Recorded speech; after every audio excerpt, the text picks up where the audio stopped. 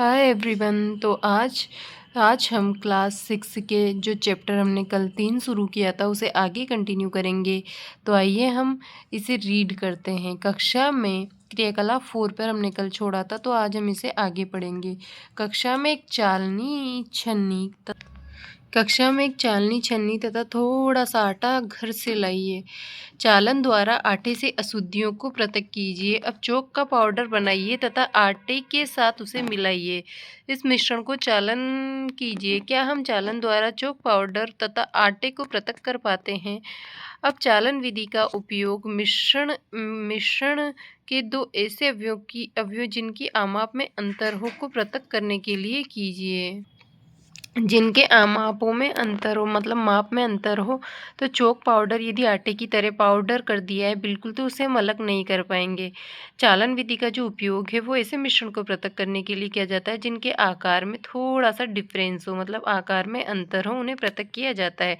लिखा है ना, मापों में अंतर हो उसे पृथक कर सकते हैं।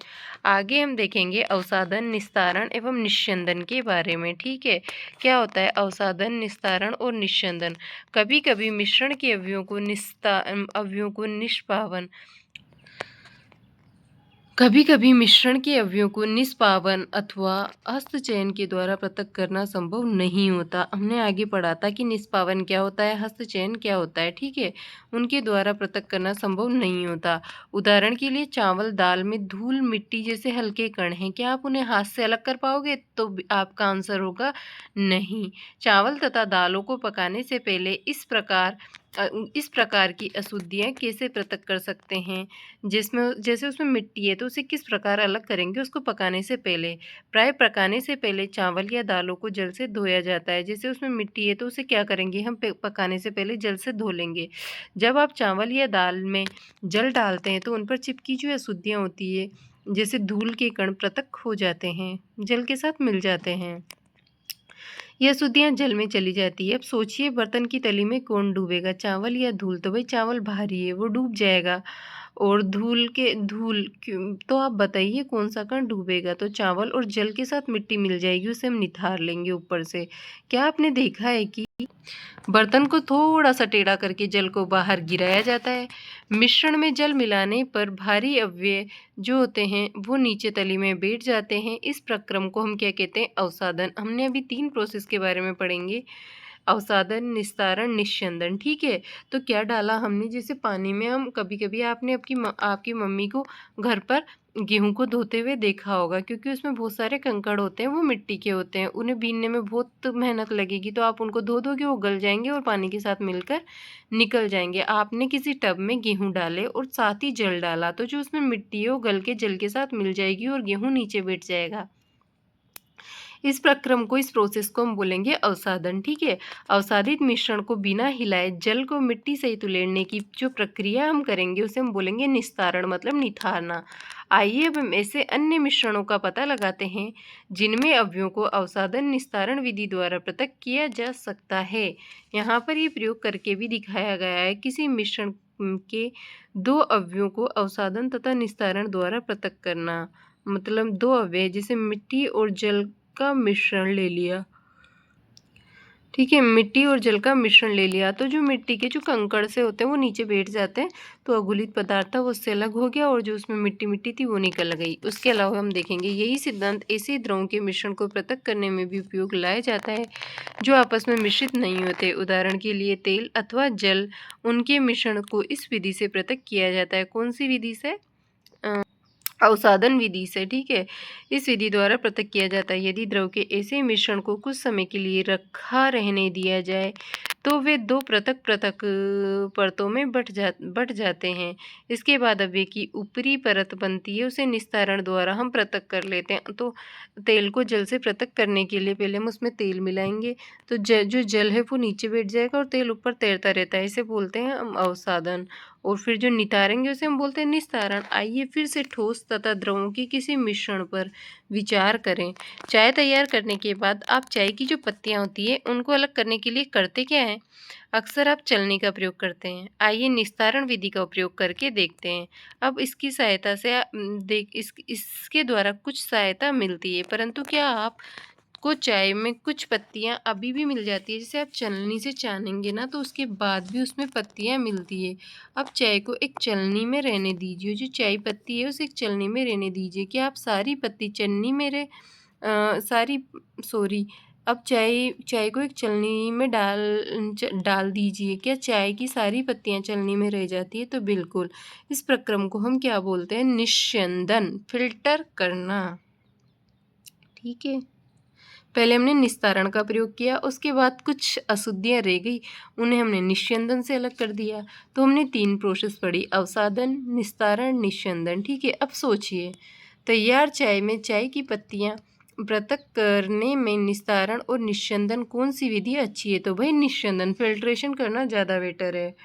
हम आराम से उसे पृथक कर लेंगे। 2-2 विधि की बजाय एक ही कर लें तो क्यों ना वो सही होगी। आइए अब हम अपने उपयोग में आने वाले कुछ उदाहरण पर विचार करें। क्या हम सभी को हर समय पीने के लिए सुरक्षित जल मिलता है? तो आप कहेंगे नहीं। कभी-कभी नालों से गंदा जल भी प्राप्त होता है, तो बिल्कुल सही है। नालों तथा नदियों में एकत्रित किया गया जल जो होता है वो भी गंदा होता है, तो नाले और नदी का जो जल होता है वो भी गंदा होता है, विशेषकर बरसात के दिनों में। आइए अब हम ये देखते हैं कि हम पृथक्करण की कुछ विधियों के द्वारा जल से मिट्टी को कैसे पृथक कर सकते हैं भाई। तो देखो, आरओ सुना है? RO, reverse osmosis. जल से मिट्टी को ही तो अलग करता है, लेकिन साथ ही वो खनिज मिनरल्स को भी अलग कर देता है भाई। देखिए, लेकिन क्वांटिटी में तालाब या नदी का जो पंकिल जल लीजिए, हमें क्या करना है? तालाब या नदी से पंकिल समझते हो? गंदा जल। यदि ये मिल सके तो एक गिलास में जल में थोड़ी मिट्टी मिला दें। इसे आधे घंटे के लिए छोड़ दें। जल का सावधानीपूर्वक प्रेक्षण कीजिए। अब अपने प्रेक्षण को लिखिए। क्या गिलास की तली में कुछ मिट्टी बैठ गई है? ऐसा क्यों हुआ? इस प्रक्रम को आप क्या कहेंगे? अब जल को बिना हिलाए गिलास को थोड़ा तिरछा कीजिए और गिलास के ऊपर के जल को दूसरे गिलास में उड़ेलिए। ठीक है? आप ऐसा करेंगे, गिलास लेंगे, उसमें जो पंकित जल है वो डालेंगे, उसमें थोड़ी-सी मिट्टी डालेंगे। तो भई मिट्टी जल में मिलती मिलती है, लेकिन जल को गंदा कर देगी मिट्टी मिलाओगे तो आप, लेकिन नीचे भी तो बैठ जाएगी। ज़्यादा क्वांटिटी में मिला दोगे तो नीचे बैठ जाएगी। तो नीचे बैठ जाएगी। अब आप इतना सारा जल ले लो, उसमें थोड़ी-सी मिट्टी मिलाओ, पता भी नहीं चलेगा आपको, वो नीचे बैठ जाएगी। ठीक है? क्या दूसरे गिलास का जल अब भी पंकिल अथवा भूरे रंग का है? तो होगा ना भूरे रंग का, क्योंकि मिट्टी ने उसका थोड़ा-थोड़ा सा गंदला सा कर दिया उसे। अब इसका निस्यंदन कीजिए, फ़िल्ट्रेशन। चाय वाली छलनी से ये कार्य किया।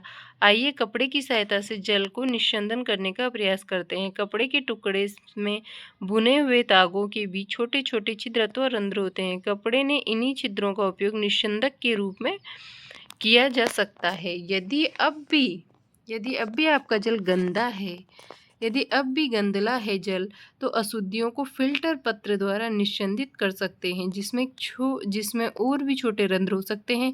फ़िल्टर एक ऐसा निस्यंदक होता है जिसमें अत्यंत सूक्ष्म छिद्र होते हैं।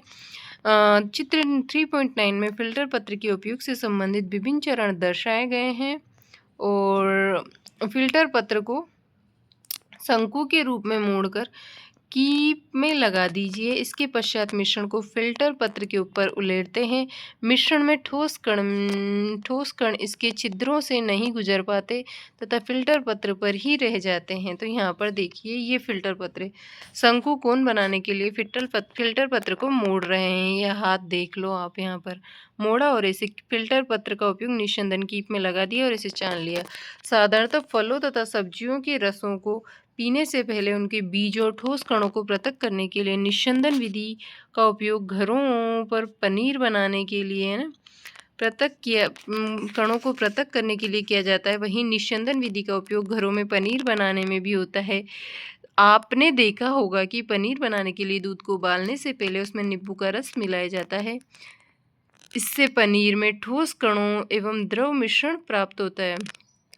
ठोस कण और द्रव का मिश्रण प्राप्त होता है।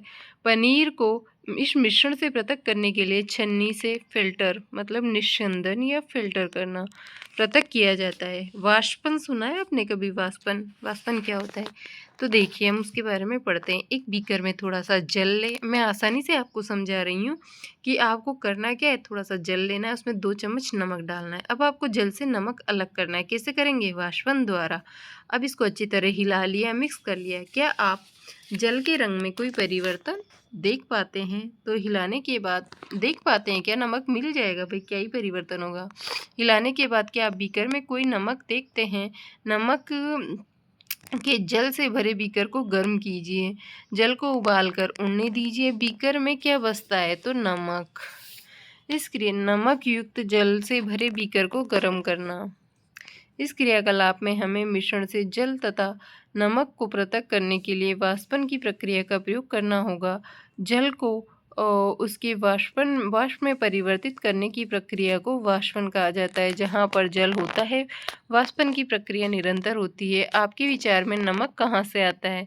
समुद्र के जल में अत्यधिक मात्रा में लवण होते हैं। इन्हीं लवणों में से एक लवण साधारणतः नमक है, साधारण नमक है NaCl।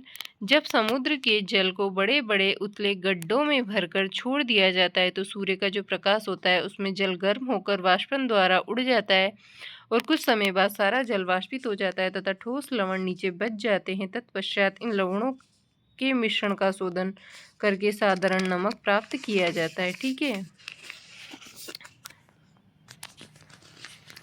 यहाँ पर आप चित्र भी देख सकते हैं। ऐसा किया जाता है समुद्र जल से नमक प्राप्त करना। अब देखिए आप पृथक्करण की एक से अधिक विधियों का उपयोग। हमने पदार्थों को पृथक करने की विधियों के बारे में अध्ययन किया। प्राय किसी मिश्रण में उपस्थित विभिन्न अवयवों को पृथक करने के लिए करने में केवल एक विधि का उपयोग पर्याप्त नहीं होता। ऐसी स्थिति में हम एक से अधिक विधियों का उपयोग करने की आवश्यकता होती है। आपने अभी तक हस्त चयन मेटर पढ़ा, थ्रेसिंग पढ़ी, निष्पावन पढ़ा, निस्यंदन पढ़ा, अवसादन पढ़ा, फिल्ट्रेशन पढ़ा और उसके अलावा भी आपने कुछ चालन पढ़ा। और इतने सारे मेथड तो आपने पढ़ लिए। क्रियाकलाप 7, रेत और नमक का मिश्रण लीजिए। इनसे आप कैसे पृथक करेंगे? इन्हें आप कैसे पृथक करेंगे? हमने पहले भी देखा है। हस्त चयन विधि इसके पृथक्करण के लिए व्यवहारिक नहीं है। इस मिश्रण को बीकर में रखिए। इसमें कुछ जल मिलाइए। इसके बाद बीकर को कुछ समय के लिए एक और रख दीजिए। क्या आप देखते हैं कि रेत बीकर की तली में बैठ जाती है? इसके निस्तारण या निस्यंदन द्वारा पृथक कर लीजिए, या तो निथार लीजिए या फिर छान लीजिए। पृथक कर लीजिए। निस्तारित द्रव में क्या है? क्या आप सोचते हैं कि जल में वही नमक है जो आरंभ में मिश्रण में था? अब इस निस्तारित द्रव में नमक व जल को पृथक करना है। इस द्रव को किसी केतली में भरकर इसका ढक्कन बंद करिए और कुछ समय तक केतली को गर्म कीजिए। क्या आप केतली की टूटी से भाप निकलती देखते हैं? तो ऐसे करना है आपको। भाप को ऐसे इधर यहाँ पर ये डायग्राम दिखाया गया है, इस प्रकार से आपको करना है सब कुछ। केतली को आग पर रखना है, ऐसे भाप निकलेगी और उसको भाप के ऊपर वो कुछ ढक्कन सा रख के जल को इधर इकट्ठा कर लेना है। धातु की प्लेट लीजिए जिस पर कुछ बर्फ रखी हो। प्लेट को केतली की टोटी के ठीक ऊपर पकड़िए जैसा दर्शाया गया है। अब आप क्या देखते हैं? केतली के सारे जल को भाप में बदल दीजिए। जब भाप बर्फ से ठंडी की गई प्लेट के संपर्क में आती है तो संघनित होकर द्रव में बदल जाती है। प्लेट के नीचे से बूंद बूंद होकर नीचे गिरने वाला ये जल संघनन द्वारा भाप बना है। संघनन के द्वारा भाप बना है। जल वाष्प से उसकी द्रव अवस्था में परिवर्तित होने की प्रक्रिया। जो ये जल है इसका वाष्प में परिवर्तित जो ये जल वाष्प से जो जल है ना वो वाष्प से उसकी द्रव अवस्था में परिवर्तित होना ही क्या कहलाता है? संघनन। क्या आपने कभी जिस पात्र में दूध को थोड़ी देर पहले उबाला गया था उस पर ढकी प्लेट पर संघनित जल की बूंदों को देखा है? ये सारा जल वाष्पित हो जाता है तो फिर केतली के पीछे क्या छूट जाता है? इस प्रकार हम मिश्रण में नमक, रेत एवं जल को निस्तारण, निस्यंदन, वाष्पन, संग्रहण विधियों का प्रयोग करके अलग कर सकते हैं। पहेली को रेत से नमक को पुनः प्राप्ति की समस्या है। रेत से नमक की पुनः प्राप्ति की समस्या है। उसने नमक के संपूर्ण पैकेट को रेत की थोड़ी सी मात्रा में मिलाया था, फिर उसने क्रियाकलाप सेवन किया, सुझाई गई विधि द्वारा नमक को पुनः प्राप्त करने का प्रयास किया, परंतु उसने ये पाया कि वे तो लिए गए नमक के केवल थोड़े ही भाग की पुनः प्राप्ति कर पाई है। उससे त्रुटि कहाँ हो गई? तो उसकी त्रुटि के बारे में हम बात करेंगे। क्या जल में किसी पदार्थ की कितनी भी मात्रा को घोला जा सकता है? अध्याय 2 में हमने पाया कि कई पदार्थ जल में घुलकर विलयन बनाते हैं। विलय प्लस विलायक, विलयन। तब हम उन पदार्थों को जल में विलय कहते हैं। यदि जल की मात्रा निश्चित रखकर उसमें पदार्थ की मात्रा निरंतर बढ़ाते जाएं तो क्या होगा? उसमें विलय की मात्रा बढ़ जाएगी और विलायक की मात्रा कम हो जाएगी। क्रियाकलाप 8। इस कार्य के लिए आपको एक बीकर अथवा गिलास, एक चम्मच नमक तथा जल की आवश्यकता होगी। आधा कप जल बीकर में उलेड़िए, एक चम्मच नमक डालकर तब तक विलोड़ित कीजिए जब तक ये पूरी तरह न घुल जाए। अब फिर एक चम्मच नमक डालिए और भली भांति विलोड़ित कीजिए। इस प्रकार एक एक चम्मच करके मिलाते तथा विलोड़ित करते जाइए। कुछ चम्मच भर नमक मिलाने के बाद आप क्या पाते हैं कि कुछ अविलयी नमक बच जाता है। बच जाता है और बीकर की तली में बैठ जाता है। यदि हाँ, तो इसका अर्थ है कि अब आप जल में अधिक नमक नहीं घोल सकते। अब ये विलयन संतृप्त विलयन कहलाता है। यहाँ एक संकेत है जो ये बताता है कि उसे समय संभवतः क्या गलत हुआ जब पहेली ने रेत में अधिक मात्रा में मिले नमक की पुनः प्राप्ति का प्रयास किया। तो हम वही बात कर रहे हैं कि जैसे पहेली ने तो बहुत सारा नमक लिया था, लेकिन उसे प्राप्त बहुत कम हुआ। अधिक मात्रा में मिले नमक की पुनः प्राप्ति का प्रयास किया था। कदाचित नमक की मात्रा संतृप्त विलयन बनाने के लिए आवश्यक मात्रा से बहुत अधिक थी। कदाचित नमक की मात्रा संतृप्त विलयन बनाने के लिए आवश्यक मात्रा से बहुत अधिक थी। तो जो अविलय नमक था वो रेत के साथ मिला रह गया, जिसे पुनः प्राप्त नहीं किया जा सकता। वे अधिक मात्रा में जल का उपयोग करके अपनी समस्या हल कर सकती है। कल्पना कीजिए उसके पास मिश्रण में सारे नमक को घोलने के लिए पर्याप्त मात्रा में जल नहीं है। क्या किसी अन्य उपाय द्वारा जल की उसी मात्रा में संतृप्त विलयन बनने से पूर्व पहले से अधिक नमक घोला जा सकता है? आइए हम पहेली की सहायता करने का प्रयास करते हैं। वो ये पूछ रही है पहेली कि जो हमारे पास मिश्रण है, उसके पास जो मिश्रण में सारे नमक को घोलने के लिए पर्याप्त मात्रा में जल नहीं है, तो क्या वे किसी अन्य उपाय द्वारा जल की उसी मात्रा में संतृप्त विलयन बनने से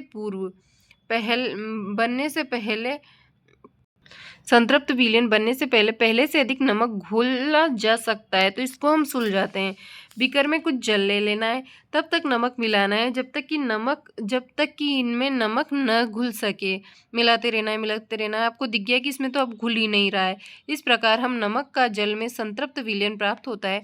अब इस संतृप्त विलयन में कम मात्रा में नमक मिलाइए और इसे गर्म कीजिए। क्या आप पाते हैं कि बीकर की तली वाले नमक का क्या हुआ?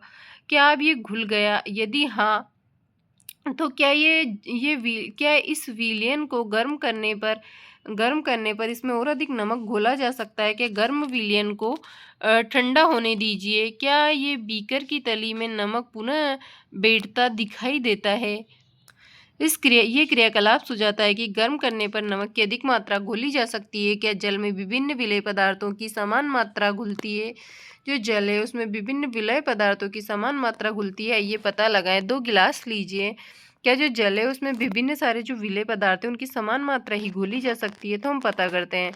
2 गिलास लेने हैं, प्रत्येक में आधा कप पानी, 1 गिलास में 1 चम्मच नमक मिलाकर और